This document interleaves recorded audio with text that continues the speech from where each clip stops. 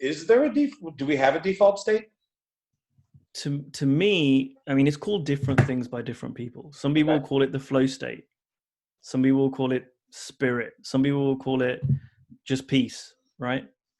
But there's that state where it's all good, right? Like little babies, it's the way we're born, right? We have this beautiful way of being, presence, right? That's our default. That's what we're born with, right? You don't get very many toddlers that are like, hey, I'm stressed out because I haven't learned to walk yet. Right. So you're saying that, are you saying that stress is learned? What I'm saying is stress is a symptom. Most of us never learned how to train our brains, which is why most of us needlessly settle, struggle, and worse, suffer. My name is Chris Dorris, and I want to make brain training mainstream. This is my series, Tough Talks, Conversations on Mental Toughness. I'm interviewing badasses from all walks of life on what mental toughness means to them and their unique approaches to strengthening their minds. Hey guys, welcome back to Tough Talks, Conversations on Mental Toughness. I am your host, Chris Dorris, and today our guest is Ankush Jain. I met Ankush, I don't know exactly how, within the past 10 years, we'll say, maybe, probably not that long ago. But I met him through one of our mutual coaches, Steve Chandler. We were both attending his coaching school. And as soon as I met him, I know this dude is like wizardly smart. He's a coach, so obviously we're in the same industry. I'm happy to be able to share him with you today because he's going to teach us both. This is something that I don't know anything about. He's a big proponent of what's called the 3 principles, and he mentioned, and I don't know what they are. He mentions on his website a couple different times. All of my work is informed by the principles behind our state of mind. Now, if you know anything about my work, that totally and instantly catches my attention. The principles behind our states of mind. So let's go learn from the man on what that means. And I'm also going to interrogate him because he's got a blog. And he's very prolific. He's got tons of videos out there, interviews, videos, and blog posts and writing.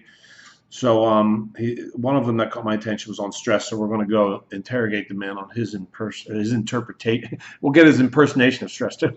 His interpretation of stress. All right, let's go find him. I know he's waiting for us. Where are you, buddy? Found him. There he is. Ankush Jain. What up, dog? Hey, buddy. How's it going? It's going so good, man. This is the best day of my life. You just made it better by being available. I'm so happy I get to share you with my tribe. I hear that all the time. So one thing that I left out in the introduction, folks, is that this man is the poster child for humility. Okay, so just witness that as we go through. He's so uncomfortable with compliments. He's so comfortable with them that he's actually pretty good at giving them to himself. I met Ankush. Did we meet in San Antonio or did we meet in Fort Lauderdale? It was at a Steve Chandler event. Of course. It was a Steve Chandler event, yeah. I think it was Fort Lauderdale. Yeah. Okay. Yeah.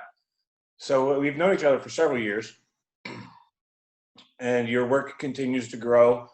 So I'm really excited to be able to share you with my Tough Talks tribe.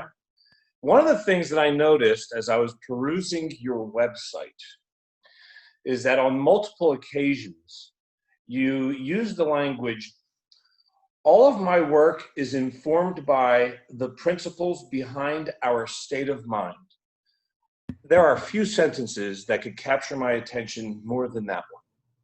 Can we please talk a little bit about those principles of behind our state of mind?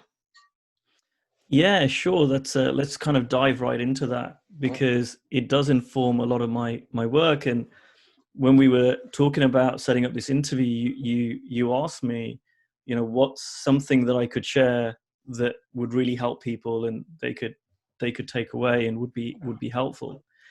And for me, you know, I learned a lot of personal development stuff in my 20s, and I was like, yeah, I got it. I get this personal development stuff. There's always a bit more to learn, but I get the gist of it. You get it. And then I came across these principles. I guess some people call them the 3 principles, which had a massive impact on just every aspect of my life, like way beyond the and I'd been around personal development at this stage for like a decade. I was reading everything. I was listening to audiobooks. I was going to courses, so it surprised me that I would come across something that would have such a significant impact. Oh. And I'm not going to talk about, because we would spend the whole conversation talking about what the 3 principles are, but the gist of it is they're the principles behind how we create our reality, how we experience life. And so, you know, the way I describe it sometimes is, and I hadn't thought about this, right? So in psychology, it's very different to, you know, the hard sciences. So, you know, like in chemistry, generally, I don't know if there's many people arguing against the periodic table, right? Like that, we agree with that. That's how it works. And kind of in physics, you know, they were generally agreed upon. You know, no one says, well, gravity doesn't work the way Newton says, right? Maybe they are, I don't know. But generally, there's agreed upon ways, agreed upon paradigms that, you know, will understand that science. And in psychology, we're not at that stage yet. In psychology, we're at the stage where we've got a bunch of different theories, right? And this is where the other hard sciences were before they got agreed upon, you know, the way things work, right? Oh, okay. And there's a guy called William James who was known as the grandfather of whatever of psychology, and he said if we understand the principles behind our psychology, it will be the greatest invention since fire, right? And there are a group of psychologists who believe they've now found the principles behind our psychology, which means they understand the way everybody's experience of life is created. This what is the common denominator? So yes, Ankush might, you know, feel this about this situation. Ankush might feel that about that situation. You might act differently, but what's the common denominator, right? And so my work is informed by that. And the 3 principles, I'll just mention them briefly. It's mind, thought, and consciousness. Mind, thought, and consciousness. Right. And again, we could spend the whole conversation talking about those 3 principles, but basically what they say is our experience of life is powered by mind, i.e. the energy of all things, right? So we understand that in physics, energy cannot be created or destroyed, right? So everything is energy. So everything is energy. It's brought into our awareness, that's consciousness. So we are aware beings, right? So we've got awareness, we've got consciousness, and then we've got thought, right? And those 3 things together create our reality. Now, why is that important? Well, it's important because we act a lot of the time as if our reality is created by something other than those 3 things, right? So, like what? Like, for example, my mother having a go at me to get married, which was true. This is me kind of 8 years ago. You need to settle down and get married. You're in your 30s now, right? That looked like that created my experience of upset, anger, and annoyance. Oh, so outer world circumstance. Right. People, things, whatever, right? Okay. And when I shifted that, when I started exploring this work, and I remember one day, like, she came into my room and she's like, why don't you, you know, it was like a daily thing. Why don't you go and get married? She'll hate me if she sees this interview. Right. And I slammed the door right behind her. Like, I was like, you know, my room, I was like, oh, just, you know, whatever, mom. And I slammed the door and it kind of woke me up. And I was like, hold on a second, what have I been learning? She's not an exception. or her words are not an exception to how my reality is created. Because it looked like in that moment, she was outside of those things, right? It didn't look like it was mind, thought, and consciousness. It was like, no, she's reflected in this mind, thought, and consciousness. It looks like she is causing me to experience my experience right now. That's the victim mentality, yeah? Bingo. Right? She is making me so angry. Right. That sentence can never be true, right? Never, ever, ever. That's got to be, is it challenging for you to have that conversation with certain people? Like, have you ever corrected anyone when they say, oh God, he pisses me off? So I think that's the work that you and I do. That's the skill part of it, right? And I remember one of my mentors, Jamie Smart, he said to me, if being a coach was just telling people what to do, in order to be like a diet or a health coach, all you would need to say to people is, eat less junk and exercise more, right? Thank you, pay me, right? but we know it's not that simple. That's where the skill comes in. So I learned early on, just going around saying to people, hey, you're experiencing, you're thinking about this person wasn't very helpful, because people just go F off, right? That's not the skill. So the skill comes in pointing out to someone how the reality is created in a way that they're able to really hear it, and to do so with compassion, because when people are not seeing it. Okay. Right. So okay. So I don't want. Okay. So that's a segue, but I don't want to segue unless we're ready, because I don't know if you were done with your description of the 3 principles. Where would you recommend, first of all, where's a good place to send people if they want to start? They've never heard about the 3 principles, mind, thought, and consciousness, and you just whet their appetite for it. Where would you direct them to learn more about it? Well, that there are a ton of resources now. Like this, when I started learning about this 8 years ago, there was nothing. Literally, there was very little out there. And over the last 10 years or so, there's more books, there's more videos, there's more audios, there's loads of content out there. So I've got a book out that's over there. It's called Sweet Sharing. And that's a very, it's a story-based book. So I know you've interviewed Steve Chandler for this show. It's a very Steve Chandler-esque way of writing, very short chapters based on my story. And that's kind of my style of teaching or sharing. When did that book come out? Last year. The hell is wrong with me and my research? I think that you should have that be more prominent on your website. Just saying. It's a work in progress. Okay. Sweet Sharing. I'm sure, and of course, that's available on Amazon. Yeah. It is. It's available on Amazon. And to be fair, my website literally in the next few months is going to get updated, and that's going to be on there. But Michael Neal, who's a wonderful coach, he has several books out describing this stuff. Jamie Smart's got a great book called The Little Book of Clarity. I always prefer the Little Book. I mean, there's tons of really great stuff. And at the back of my book, I've got a further reading list. When you Google, if you just Google the 3 Ps, there's all kinds of stuff that comes up. It's like all different things, from business and money, and just everybody's come up with 3 Ps. So that's not a good way to search. So the 3 principles, and then put mind, thought, and consciousness, and then you'll have more direct. Okay. Yeah. Question for you. You've got a blog. You're very prolific, man. You're all over the place. You know how many videos you have on your YouTube channel? I've got like 4 different YouTube channels, and I've got so many videos now. You're all over the place. and you're crushing it on Google, by the way. You put your name in, and you are the top. Yeah. The man. So props to you for that. But yeah, well, it helps not being called John Smith or something as well, True. Good point. So I noticed one of your blog posts. It was on stress. I have a strong opinion on that, but I want to hear yours on the whole construct of stress. What I mean by when I have an opinion. I have an opinion on the way people talk about it, like you're saying, what they believe to be real about it and its source, but I want to hear from you.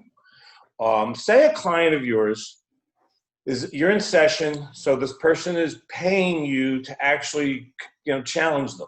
So you've got green light. Yeah. And they say something like, God, I am so stressed out. How do you work with them on that? I love working with them on stuff like that. Good. And for me, that's like the tip of the iceberg. Okay. Right. So for me, it's like, all right, that's just what's presenting. It's like someone coming into a doctor's surgery and saying, I've got a pain in my chest. Right. I don't care about the pain in the chest. I want to know what's going on to cause the pain in the chest. And what I am looking for is what blind spots, what stories is the client telling, what misunderstandings is the word I use, what misunderstandings do they have, which is causing stress, because stress is not our default state. Right? Okay, let's slow that down. Okay, that's a mic drop. That's important. I want to really slow that down, because I think a lot of people, they haven't necessarily thought that through, but that's how they're operating. That stress is. I mean, so much of our language reflects that stress is, in fact, a default state. Oh, it's just been a crazy week, or just that whole thing. I mean, the sentence even the sentence, God, that's so stressful. That thing is so full of stress, right? So our language is indicative of that. So you're saying, so you just said, is stress is not our default state, correct? Correct. Okay, and we'll go right back to that. Is there do we have a default state? To me, I mean, it's called different things by different people. Some people will call it the flow state. Some people will call it spirit. Some people will call it just peace, right? Right. But there's that state where it's all good, right? Like little babies, it's the way we're born, right? We have this beautiful way of being, presence, right? That's our default. That's what we're born with, right? You don't get very many toddlers that are like, hey, I'm stressed out because I haven't learned to walk yet. Right. So you're saying that, are you saying that stress is learned? What I'm saying is stress is a symptom, right? So to me, it's a symptom of some thinking that we've got, right? So like that baby example is a really funny example, right? Like, if my little boy, he's just learned to crawl, and I don't know if you can hear him. Yes, I was. Yeah, right. Just what perfect on timing cue. was that? Seriously. Yeah, I've got him trained well. 8 months old. I guess so. And how old is he? How young is he? 8 months old. 8 months. That's so great. That's actually such perfect timing. It is. It's great. So he's learning to walk right now, and he's like crawling and he's standing up. Now, if he had all this thinking like, oh my God, these other babies, they're walking before me, or they're doing this before me, they're doing that before me, right? And he believed that is bad, right? Like, I need to be on par with these other people. That would cause him to feel stress. So stress is a symptom. I love that sentence, and but there's more to the sentence. Stress is a symptom of a misunderstanding, of a thought. Love that. Right? Of a misunderstanding. That is a misunderstanding. I'm just going to keep this sentence. It's going to get long. So now, stress is a symptom of a misunderstanding of, a belief. Okay. Right? Or a thought that we believe is true. Yeah. That's just I love that. That's a takeaway. No, we're not going to bounce off of that, because that could be like the takeaway for today. Could be for the audience. Stress, and I love slowing these things down so people can capture this. Because there's people listening on podcasts, walking around and riding on a bike or running, and I want them to really get this, right? Because maybe they can't record or write their notes, or can't use their hands, so I want this to sink in, right? Stress is a symptom. It's a symptom of a misunderstanding of a belief or a thought. That's not true. Well, of course, that's a little redundant. Yeah. Misunderstanding. Yeah. Okay. All right. Great. So going back to the example of your boy whose name is what? Ronak. How do you spell that? Raunak. That's a cool name, man. I've never heard that name before. That's cool. Ronak. Yeah. It Sounds means good. kind of party, fun, lively atmosphere. Oh, how great. Yeah. So What a my great, wife that's and I so love awesome. I'm jealous. I want that name. You start calling me that? That's super great. So back to the example of Ronak. He is good. He is good. Hey, Right on Ronak. cue. What's up, dude? Thank you for contributing. You are perfectly on time, on cue. So, yeah, so he has yet to learn like social comparison stuff. So in the absence of that learning, right, he's in our default state, which you described as, you didn't say this word, but this is what I was thinking when you were saying it, serenity. Right. Is away. And when he falls out of that, like as you're hearing him cry over something, food or whatever, Yeah. they snap out of it really quickly. Mm. Right. Yeah. Like if a small child has a tantrum, you know, they don't like the next day go, oh man, I can't go into nursery because, you know, all the other kids saw me, you know, lose my shit yesterday, and, you know, I'm going to look like a right idiot. They don't care. They're so present. So they're in their default state, and when they're not in their default state, they bounce back really, really quickly. This is huge. It's not our default state. So our default state, that's just a huge, I don't want to make this like a beat a dead horse thing, but God, I think this is so huge. If people could remember, I really believe that a person's life would be transformed significantly and beautifully alone just by being able to remember that stress is not my default state. Right? And that serenity or peace or love or connectedness is like the lighthearted states. That is my default. That is all of our default states, so that we just mess it up. Right? We take ourselves out of our default. Yeah. Through our interpretations. through our thinking, through our beliefs, through our culture. It's all thinking, right? It's all thought. It's so. It is so funny. The timing of this interview's got weirdness in it because you were just talking about how babies don't hang on to stuff, and neither do ducks. Like there's a phrase like duck, like water off a duck's back, and I got these ducks that live out in front of my house, and there they are, and they get in fights like all the time. They're pecking at each other, and then they're loving on each other. Just moments later, right? Same thing, same concept. Hey guys, big dumb ducks. So the stress is so real though. Well, it's the number one killer, heart disease, right? So let's go back to the example of you've got a coaching client, right, who is in the belief, as indicated by their language, that stress is happening to them. Begin. Freeing. How do you free them from that? Well, to me, it's a jumping off point. I'm like Sherlock Holmes in that, right? My job is to find out, because there's always something, there's always some belief that they've got which is leading to the stress, right? And to the client, it's not a belief, it's a fact. Yes.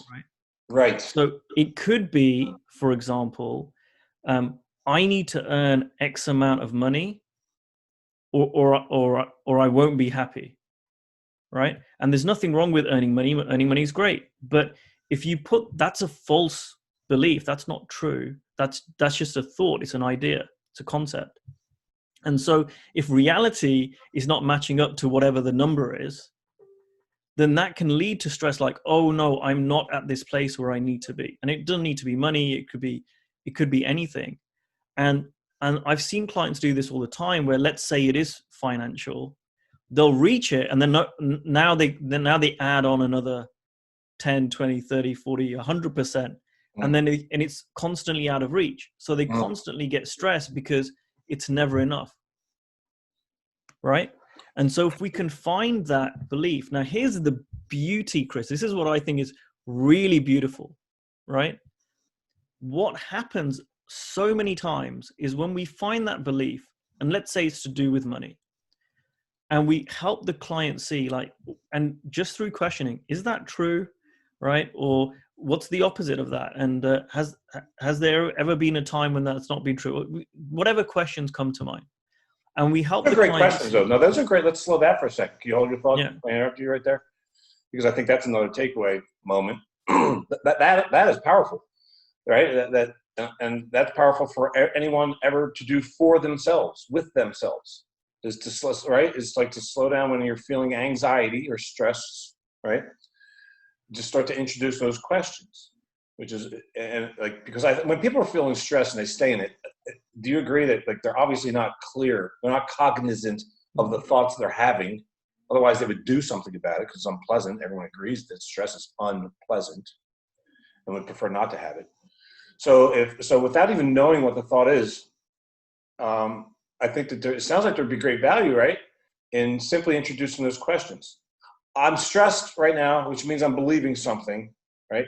Is it possible that it's not true? Just that alone shakes everything up, right? Or could.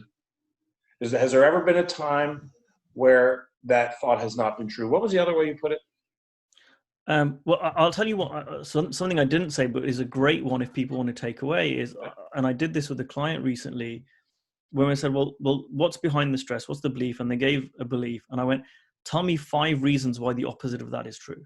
Is true. Tell me 5 reasons why the opposite of that is true. Okay, so let's come up with a real example. Stay with money, because money's such a, we all get weirdness. We all learn money weirdness. Money is such a perfect construct or example to use, because no one is exempt from the weirdness, the weird limiting beliefs. All right, so the person is, I need more money. I'm stressed out because I don't have enough money. Right. Okay. So if it's I don't have enough, the opposite of that is I have enough. Right? So you think, what are 5 reasons why I have enough money is true? And people can't come up with 5 originally, but they'll come up with 1. Right. Okay. Right. Right? And then when you get the 1, you just, all right, well, what else? And they'll come up with 2. And most of the time, they'll come up with the 5 if we stay with it long enough. That's a big if, and I love that. That's another huge point, man. You're dropping bombs here, dude. If you stay with it long enough, that's huge. That's a huge caveat right there. Because people are so convinced. I still have money weirdness. You know, I used to feel guilty at the beginning of my career charging people anything, like as if that was like inconvenient. Like I was inconveniencing them. You know, it's all because of the learned money weirdness. But you, like you said earlier, it is the reality. It's so real, right? So to introduce the possibility that the opposite could be true is hard to believe for some folks, at the beginning. But you just said, if you stay with it long enough, right? The question, by the way, which we're staying with is, can you give me 5 reasons why the opposite is true? The opposite of I need more money in order to feel relaxed and safe. Can you give 5? Stay with it long enough. Yeah. Yeah. Okay. Okay. And you can do that. I did this with a client around their health. You know, they had a belief, I don't sleep well at night. Right. And that really that wasn't an idea. That was true. I don't sleep well enough. And I said, let's explore that. Give me 5 reasons. And then first, so the person doesn't sleep well. So that's right. true. And they have one of these rings, right, that measures your sleep and stuff. So they have data to support that. Yeah. Okay. And even then we went, right, what are 5 reasons why that's not true? Well, it was something like, I've never slept well at night, or I can't sleep well. It was something like that. Mm-hmm. And when we explored that, it was like, well, actually, I didn't have any trouble sleeping when I was a kid. So there was kind of like one reason that this isn't an inbuilt thing. This isn't me, something wrong with me. Right. And then we went, well, what else? Okay, I don't get as much sleep as I like, but actually I'm getting more sleep than a lot of people out there. This person was getting like 6 hours sleep a night and they wanted 8. And so it was like, well, actually 6 is enough, right? Another reason came up, well, I'm not dead. So it's enough for me to live. And we went through and we came up with all these reasons, even in something like that, which looks so black and white. And this is the cool thing, Chris, when people see that it is a belief and it's a false belief and it's not necessarily a fact.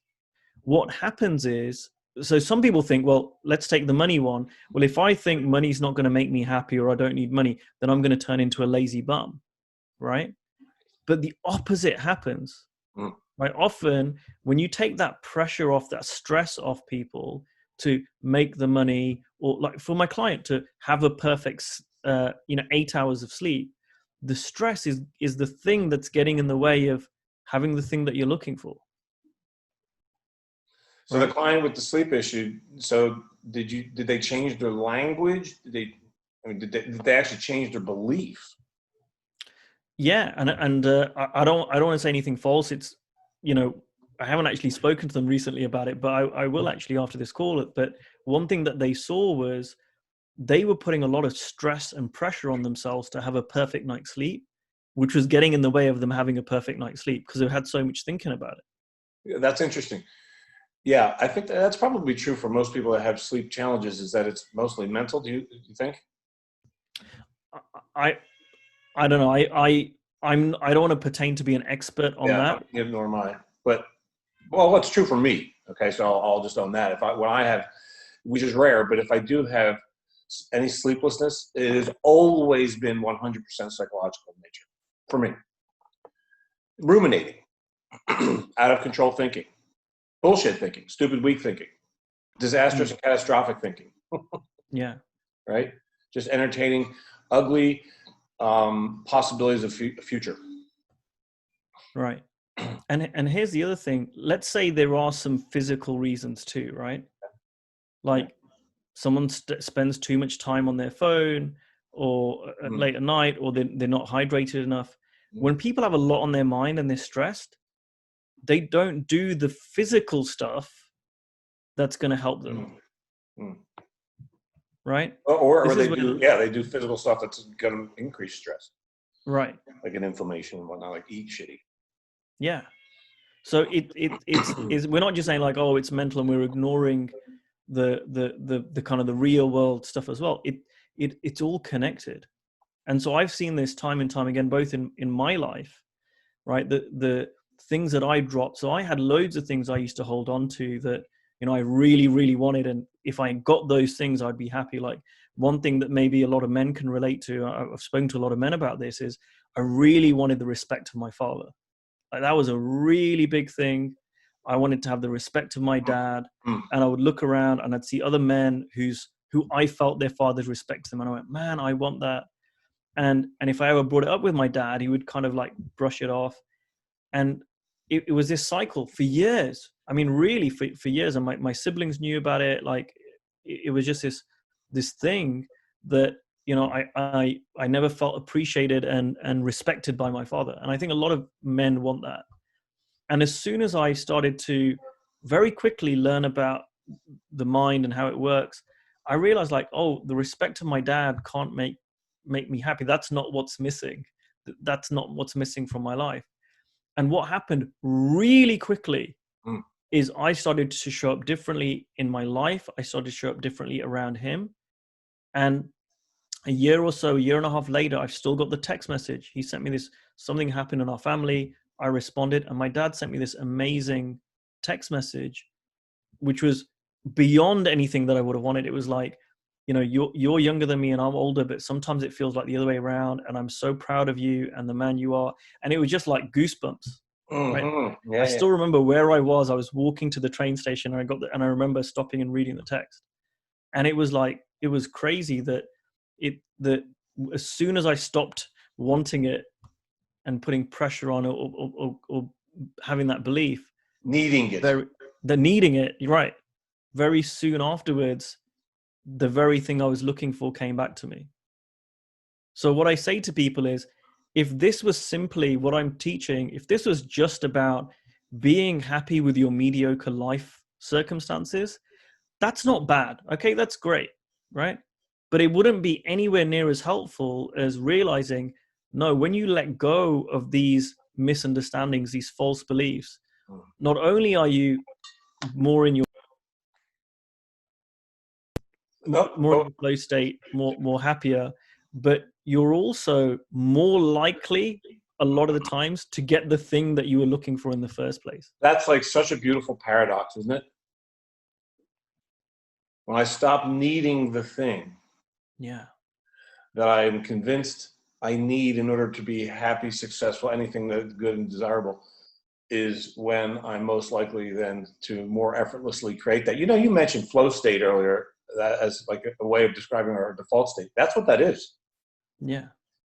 Is creating excellence when you don't need it. Or through not needing it. Right. Okay, so let's break this down a skosh here. So how do you help a person who's like new to this practice of examining internally, right? The inner inquiry, the self-inquiry of examining beliefs that lead to, will stay with stress. It doesn't need to be stress, it could be anything unpleasant, but we'll stay with stress because it's so popular. How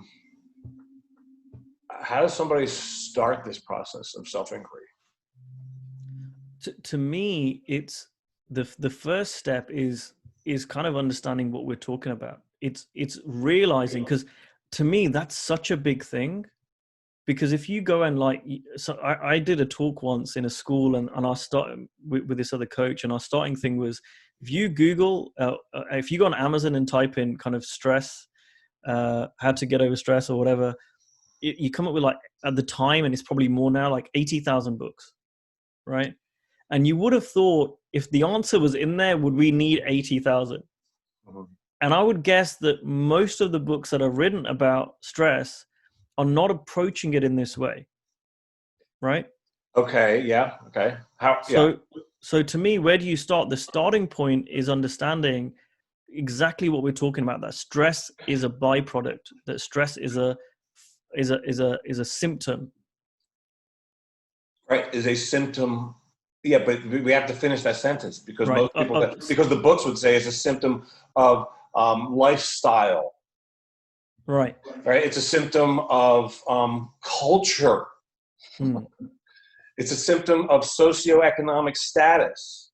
Right. Race, all kinds of external variables, which is why there's a phrase, stress management, which I make fun of. Good. Yeah. Right. Because if it's true that I create all my stress, why would I want to manage it? Why? How about I just stop it? Right.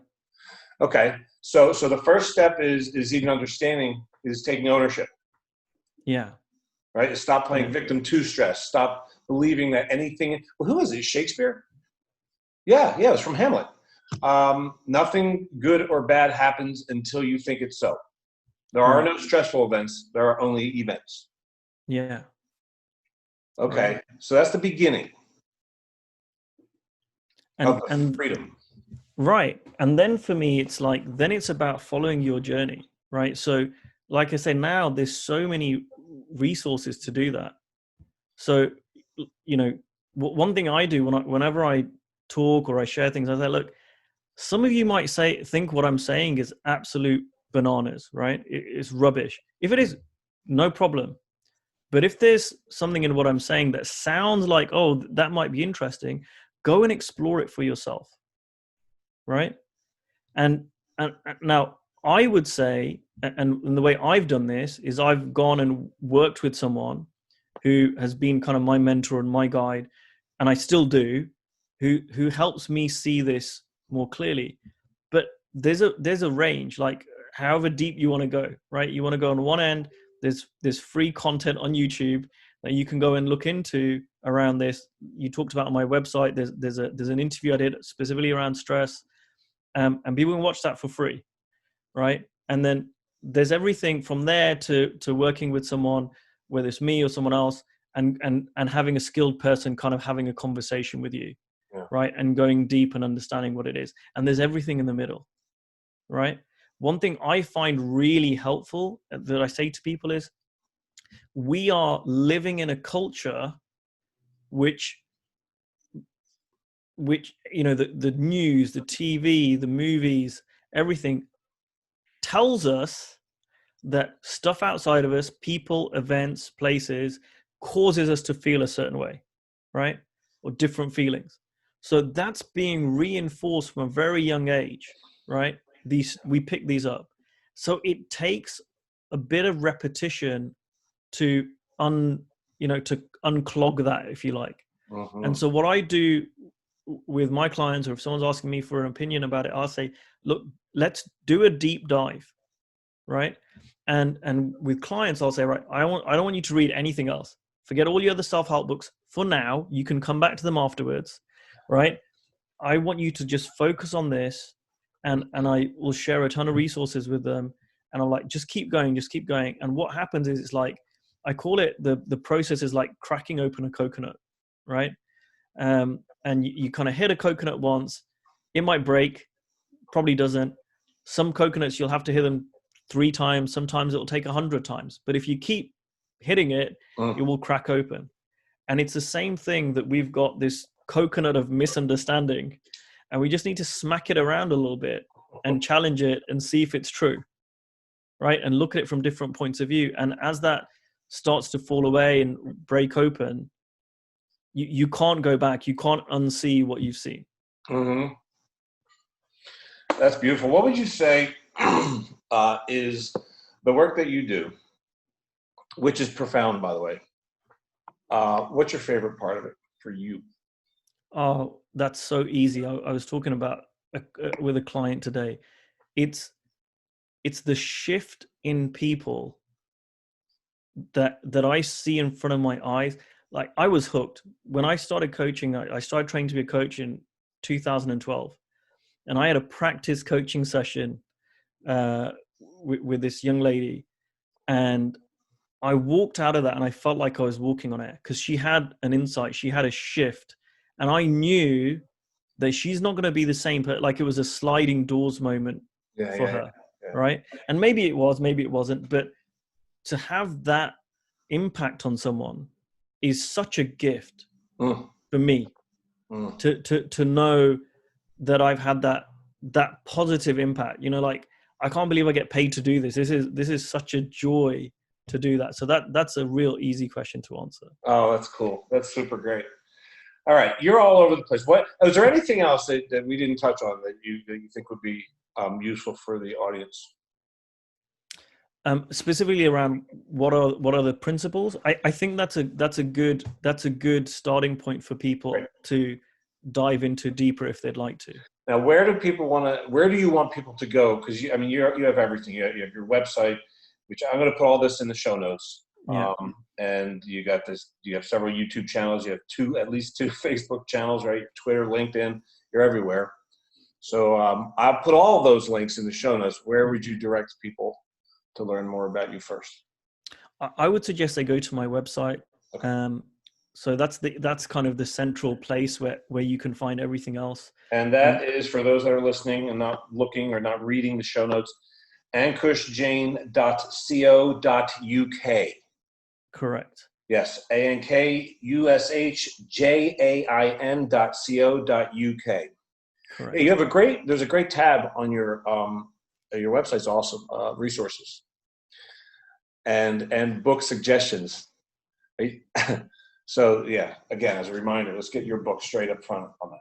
Yeah. Your book should have its own page, which is also, so your book, Sweet Sharing. Why that title? So if you read chapter 1, it will become obvious. And actually, I'll mention Steve again. So Steve suggested the book title to me, and it made real sense because he's so good at that. I'll ruin the first chapter for people because it makes sense to what we're talking about. I had an insight, I don't know, 2015, 14, something like that, where, we hear all this stuff like, oh, you're born perfect, and, you just got to remember that, and stuff like this, that you don't need to personal development get somewhere, you need to remember who you are, all this sort of stuff, right? Lion King, remember who you are, Simba. Yeah, And that was always a nice idea. That was a nice thought. And I had this memory, and I thought for me, my life started when I was 10 years old, and I was this shy kid and, you know, not very confident. And that was my story, and self-development helped me become more confident. Well, I remembered after I started learning the principles, a story of when I was 3-4 years old, and I was in India, and we'd gone to my uncle's house, and they were like, oh, the little kid, 3 years old, and they hung around them, and he introduced me to this girl. I don't know if she might have been his girlfriend. I don't know who she was. And we come back to his apartment, and they give us some sweets to take away. And so I'd gone over to this apartment with my uncle, and my mom and dad had kind of stayed at his apartment with his parents. And so when we're leaving, I was like, I want you to take me back to this girl because I want to share my sweets with her. And they were like, no, these are your sweets, right? Like, we've got them for you. And I was like, put my foot down as a little 3-4-year-old, like, no, if they're my sweets, she's my friend, I want to go and share them. And this is before mobile phones. I made them march me back over. It was walking distance, and I kind of lifted the sweets. I went, hey, like, I want to share them with you. And so she was like, oh, that's so sweet. But here's the funny thing. When I recalled that story, I was like, wow, I didn't have any confidence issues. I didn't have any problem talking to women. I didn't have any problem connecting. I didn't have any problems being assertive. Like, all the things that I thought were not inbuilt in me when I was older actually were, like, as an actual story. Okay, God, what a perfect title. Sweet sharing sweets. Yeah. Literally. Literally, yeah. That is so great. Wow, I love that. All right, sweet sharing. You can get on Amazon. You know, so in addition to your coaching, you do powerful men's groups and women's, right? And those are also... Yeah. I haven't run a women's one for a while, but the men's ones I've been running for about 5 years. I'm really proud of them. And we basically spend a week in the countryside and deep dive this stuff. How many people? 12. Oh, it's 12 That's it. the number. Yeah. Oh, wow, that's cool. And you outline that on your website as well. But you also do speaking, right? Tell us a little bit about that. What do you speak to, and to whom?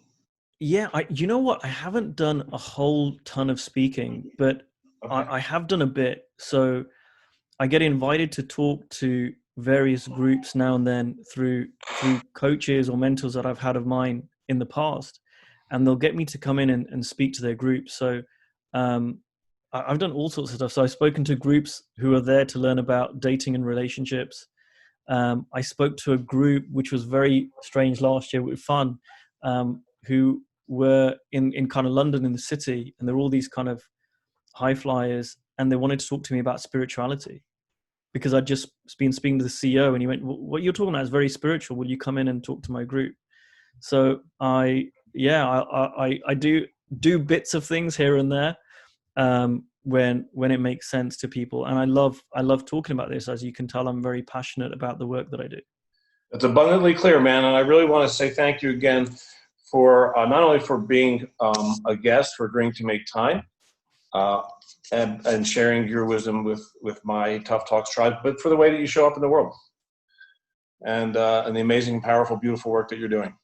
No, I appreciate it. And I really want to thank you for having me on your show. My pleasure, buddy. All right, man. Stay well. Take care, buddy. That was amazing. Wow, what a cool dude. What a brilliant guy. I love his analogies and his examples. He really does remind me a lot of Steve Chandler. By the way, when I don't know if you caught it, but I think we only said Steve Chandler's name once in the beginning, and then we referred to this guy Steve, and it's Steve Chandler. You should look him up. It's this guy. These are the two Steves in my world. I've coached with both of them. We're talking about this one right here, Steve Chandler, who's coaching Ankush now. And you know, I know one metric to know that it's a phenomenal interview is when I walk away. This was blank, almost blank at the very beginning. And I not only took notes, you probably saw me writing a lot and then highlighting the stuff. So many good takeaways, so good. I think my favorite is stress is a symptom. It's a symptom of a misunderstanding of a belief. And stress is not our default state. In fact, now these are my words. This is my language, not his. That you can make the argument that being stressed out is being phony, not being like a fraud or a liar. Maybe it is, but it's not our truth. It's not. It's us misinterpreting reality. That's great to remember. All right, guys. As always, if you're not getting notified of when these new Tough Talks interviews are being published, then that means you're not on the coolest list on the planet. And if you're not getting your morning daily dose, mental toughness tips in 30 seconds or less, right? This is the first book, the book of the first 365 of the little nuggets, right? These powerful, condensed, like neutron star density mental toughness nuggets that go directly to your mailbox at 6 a.m. wherever you are in the world. Then get on that list as well, and you can get on both of them with one name, one email, one click at ChristopherDorris.com/lists, LISTS. ChristopherDorris.com/lists. All right, until next time, folks, create miracles.